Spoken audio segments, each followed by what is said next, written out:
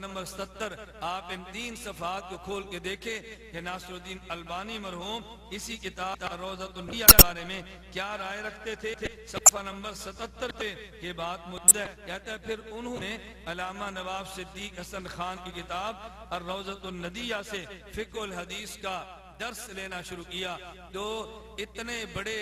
عالم اور مسلک اہل حدیث کے اتنے جید عالم، ان کو اگر کسی ان نے اس عقیدے کو کتاب میں تاریخ کیا تو ان کو بارے میں تم وہی رائے قائم کرو گے جو تم نے علماء دیوبند کے بارے میں رائے قائم کی ہے، اور تم اس رائے کی بنیاد پہ علماء دیوبند کو گمراہ قرار دینے کی ایک ناپاک کوشش کی ہے۔ یہ کتاب صفحہ نمبر 92 کہتے ہیں اس میں مجالس اور آپ کے سفر کا تذکرہ کرتے ہوئے لکھتے ہیں شیخ رحمہ اللہ کی مجالس علمی فوائد سے معمور اور بے حد فیض رساں تھی۔ دمشق میں بے شمار طلبہ اور اہل علم نے آپ کے روبرو کتابوں کی قراءت کی۔ آپ ہفتے میں 2 وقت پڑھایا کرتے تھے اور ان میں بہت طالبان علم حاصل کرتے تھے۔ ان کتابوں میں سے چند کتابیں یہ ہیں: زاد المعاد از ابن القیم رحمہ اللہ، نخبۃ الفکر از حافظ ابن حجر اسقلانی رحمہ اللہ، الروضۃ الندیہ، شرح الدرر البہیہ از نواب صدیق حسن خان رحمہ اللہ تعالی۔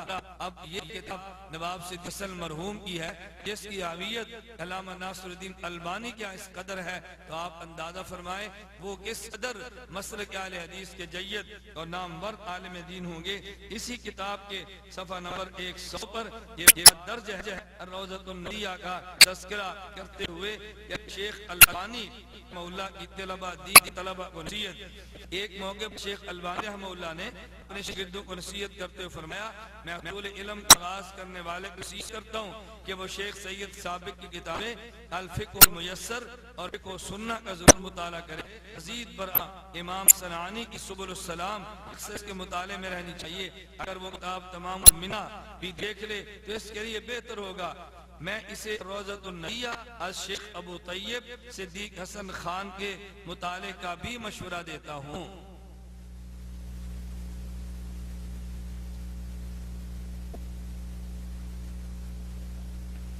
گرامی قدر سامعین، میں یہ 2-3 حوالہ جات پیش کر کے صرف یہ بات آپ کی خدمت میں پیش کرنا چاہ رہا ہوں کہ نواب صدیق حسن خان کوئی معمولی علم نہیں بلکہ مسلک دین کے نہایت جید، نہایت بڑے علامہ اور عالم۔ دوستو اس قدر بڑا مصنف اگر اس عقیدے کو اپنی کتب میں تحریر کرتا ہے تو پھر توصیف الرحمان نے نواب صدیق حسن خان مرحوم کا تذکرہ کیوں نہیں کیا؟ خلاصتاً میں نے عرض کر دی کہ توصیف الرحمان نے یہ جو تاثر دینے کی کوشش کی یہ عقیدہ مسمع دیوبند کا ہے۔ خدا کی قسم یہ دجل ہے، اللہ کی قسم یہ فریب ہے، اللہ کی قسم یہ جھوٹ اور بہتان ہے۔ یہ عقیدہ ماس علماء دیوبند کی کتب میں نہیں بلکہ مسلک اہل حدیث کے نامور علماء کی کتب میں یہ عقیدہ موجود ہے۔ اب آئے مسلک کے نامور علماء کی کتب کا میں بالترتیب ذکر رکھتا ہوں جن میں یہ عقیدہ بڑی وضاحت کے ساتھ موجود ہے۔ نواب صدیق حسن مرحوم کے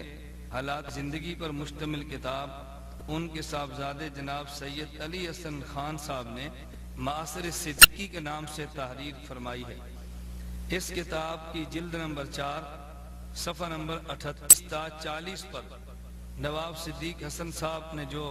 کہ ان کے ارشادات منقول ہیں آپ اس کو ملاحظہ فرمائیں اور اس کے بعد فیصلہ یہ کریں کہ یہ مسئلہ وحدت الوجود کا جس کو کفریہ اور شرکیہ عقیدہ کہہ کر توصیف الرحمان علماء دیوبند کے کھاتہ میں ڈال رہے ہیں، نواب صدیق حسن صاحب جیسے اہل حدیث علماء کی رائے اس کے بارے میں کیا ہے؟ نواب صاحب کے بارے میں یعنی وہ تحریر کرتے ہیں بہرحال اس مسئلہ وحدت الوجود کا دار و مدار حضرات صوفیاء کے کشف و شہود پر ہے اور علماء اور صوفی نے اس کے متعلق بہت سی کتابیں اور رسائل کے ہیں، مثلا طبقہ قادریہ میں شیخ محی الدین ابن عربی وغیرہ۔ آگے ایک علماء کی لمبی فہرست ہے جن نے اس مسئلے پر کتب تحریر کی ہے۔ آگے لکھتے ہیں ہم چونکہ ان اختلافات کے بعد پیدا ہوئے ہیں اس لیے ہم کو طرفین میں کسی ایک کی طرف جذباً ملان نہیں ہو سکتا۔ مذہب وحدت وجود اور مذہب وحدت شہود بدوں پر اگر نظر ڈالی جائے تو جس طرح ایک جانب بہت سے دلائل ہیں اسی طرح دوسری طرف بھی بہت سی دلیلیں ہیں۔ ہم اعتقاداً لازم ہے ہم کسی جانب بھی ضلالت اور گمراہی کا خیال دل میں نہ لائیں کیونکہ اس میں بہت سے علماء کرام اور مشائخ اعظام کی تدلیل و تکفیر لازم آتی ہے۔ وحدت وجود کی اس بات یا ابطال میں لب کشائی نہ کرنی چاہیے۔ اگر خود فہم ہے تو اپنی فہم پر قناعت کرے، اور اگر وہ نہیں جانتا تو ان اقوال کو ان کے قائلین پر چھوڑ دے۔ وَأَنَّ هَذَا صِرَاطِي مُسْتَقِيمًا فَاتَّبِعُوهُ وَلَا تَتَّبِعُوا السُّبُلَ فَتَفَرَّقَ بِكُمْ عَنْ سَبِيلِهِ ذَلِكُمْ وَصَّاكُمْ بِهِ لَعَلَّكُمْ تَتَّقُونَ۔ نہیں جانتے ہم وجود و شہود، یہ باتیں ہیں دو اور خدا ایک ہے۔ پھر لکھتے ہیں کہ مسئلہ وحدت وجود و شہود جس سے مراد ہستی حق اور نیستی خلق ہے، اور یہی اعتقاد اس مسئلہ کا روح و روح ہے۔ اگر مخلوقات کی نیستی کو زمانے حال و استقبال میں پیش نظر رکھا جائے تو یہ امر شرع کے اصل مقصد کے منافی نہیں ہے۔ البتہ جو اختلافات اقوال و احوال اور اس کے شر و بسط میں پیدا ہو گئے ہیں، کوئی شک نہیں کہ وہ شریعت سے کسی قدر بودھ رکھتے ہیں اور ایک عالم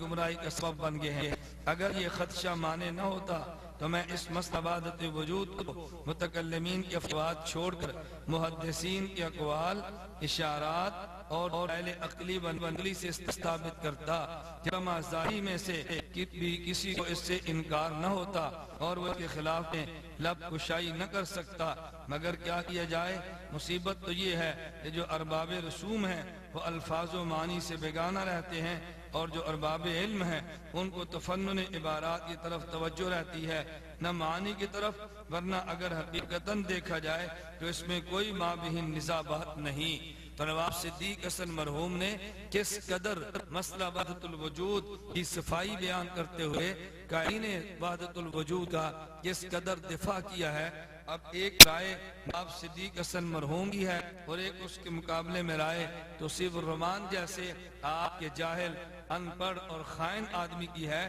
تو فیصلہ آپ فرمائیں کہ آپ نواب صدیق حسن مرحوم کی بات کو ترجیح دیں گے یا آپ توصیف الرحمان کی بات کو ترجیح دیں گے؟ اور توصیف الرحمان نے جو وحدت الوجود کے عنوان پر فتوے لگائے ہیں، ان فتووں سے کیا نواب صدیق حسن مرحوم بچ سکیں گے؟ پھر یہی نواب صدیق حسن خان مرحوم جناب ابن عربی کے بارے میں کہ جو وحدت الوجود کے عقیدے کے بانی شمار کیے جاتے ہیں، مسئلہ وحدت الوجود کے بانی وہی تصور کیے جاتے ہیں، انہی ابن عربی کے بارے میں علماء کی اگر مختلف آراء سامنے آئی ہیں تو نواب صدیق حسن اپنی کتاب التاج المکلل کے صفحہ نمبر 175 پہ اپنے محققین کا مذہب اور مسلک، اپنے محققین کی رائے نقل کرتے ہوئے ان الفاظ میں تحریر فرما رہے ہیں، کہتے ہیں قلت والمذہب الراجح فیہ علی ما ذهب الیہ العلماء المحققون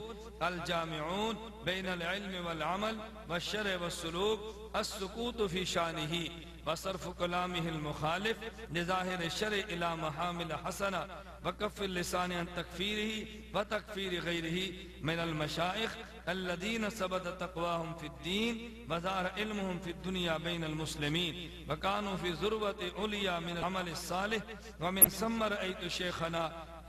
الامام العلامہ الشوکانی فی الفتح الربانی مالا الى ذلك وقال لکلامہ محامل ورجع عما کتبہ فی اول عمرہ بعد 40 سنتا۔ کہتے ہیں صحیح اور درست مذہب وہ ہے کہ جو علماء محققین اور علم و عمل، شریعت اور سلوک کے جامع علماء کی رائے ہے، وہ یہ کہ ابن عربی کے بارے میں سکوت کیا جائے، ابن عربی کے بارے میں فتویٰ بازی سے کام نہ لیا جائے اور اسی رائے کو اختیار کیا جائے جو شیخ امام علامہ شوکانی نے رائے قائم کی ہے۔ اگرچہ وہ پہلے اول عمر میں ابن عربی کی ذات پر فتویٰ بھی لگایا کرتے، لیکن 40 سال بعد انہوں نے اپنے اس فتوے سے رجوع کر لیا، اور یہی نواب صدیق حسن اپنی اسی کتاب التاج المکلل کے پہلے صفحہ 175 پہ یہ مذہب راجح نقل کرتے ہیں، اور یہی نواب صدیق حسن مرحوم اپنی اسی کتاب التاج المکلل کے صفحہ نمبر 176 پہ ابن عربی کے بارے میں رائے قائم کرتے ہوئے کہتے ہیں وَأَقُولُ فِي هَذَا الْكِتَابِ إِنَّ الصَّوَابَ مَا ذَهَبَ إِلَيْهِ الشَّيْخ احمد سرہندی مجدد الفسانی وشیخ الاجل مسند الوقت احمد ولی اللہ المحدث